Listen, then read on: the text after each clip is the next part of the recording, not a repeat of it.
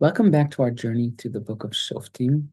Today we're diving into Perek Yud Tet, one of the most unsettling and complex stories in Tanakh. But as always, we're going to focus on the geography and its role in understanding the deeper themes of this Perek. We've already seen how key locations in Sefer Shoftim, like Har Ephraim, Beit Lechem Yehuda, and Givah, recur in pivotal stories. These places seem to carry both potential solutions and potential problems.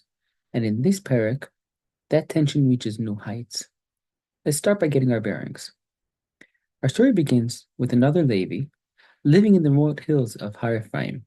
He travels south to Beit Lechem Yehuda to bring back his concubine, who has fled to her father's house. This is the same Beit Lechem Yehuda we've already seen in the story of Michayahu and his Levi Kohen from Perek Yud Zayin. Now, Har Ephraim and Beit Lechem Yehuda are two central locations that we've encountered repeatedly. Together, they make up parts of the heartland of the Tanakh. Both lay along a route that connects these areas to the central Shvatim, but in this case, highlights the disunity and dysfunction within.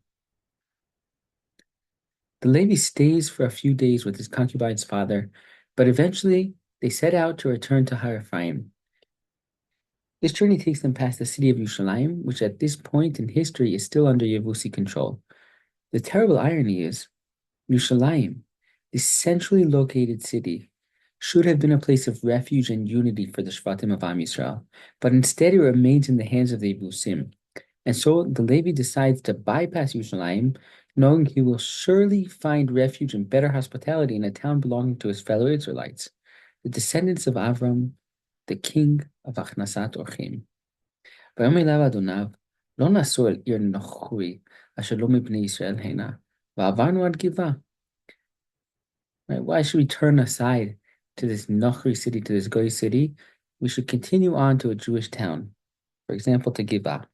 Standing on Givah Tanakh in modern Yerushalayim, I'm standing right on that point of the Derech Avot, or central mountain route, by the turnoff towards ancient Yerushalayim, or Yevus.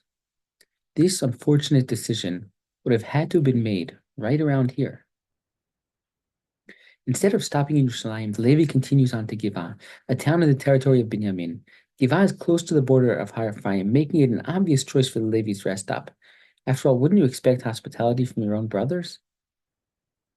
What happens next is shocking. The Levi and his concubine are still sitting in the town square for hours, with no one offering them a place to stay. This is the exact opposite of what the Levi expected.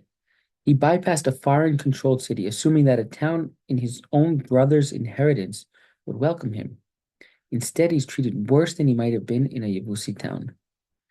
This moment captures the disunity and moral decay of the time, and here's where the story takes an even darker turn. The eventual offer of hospitality comes from an unlikely source, an old man from Har Ephraim, living as a stranger in Givah. But even this act of kindness cannot stop the horrific events that follow. What happens in Givah becomes a stain on the history of Israel and serves as a painful reminder of what happens when there's no proper leadership and a collapse in our unity. It's interesting that the only one to take the Levi of Har Ephraim in is one of his own, another resident of Har Ephraim, who is moved to dwell in Givah of Binyamin. Maybe the complaint that the children of Yosef had regarding their Nachalah led some of them to seek easier places to settle in neighboring Nachlaot. Or maybe they simply spread with time as the Shevet grew. Either way, perhaps this hints at a pattern. This could have been a sight that was becoming all too common, namely, people from Har Ephraim creeping into their neighbors' towns and cities. Maybe this is what led the incredibly harsh response by Binyamin to seeing yet another resident of Har Ephraim spending a night in their town and wanting to make sure that he doesn't feel too comfortable. No matter what the impetus, the facts remain that here the descendants of Avram appear to have fallen to a life like those from stone.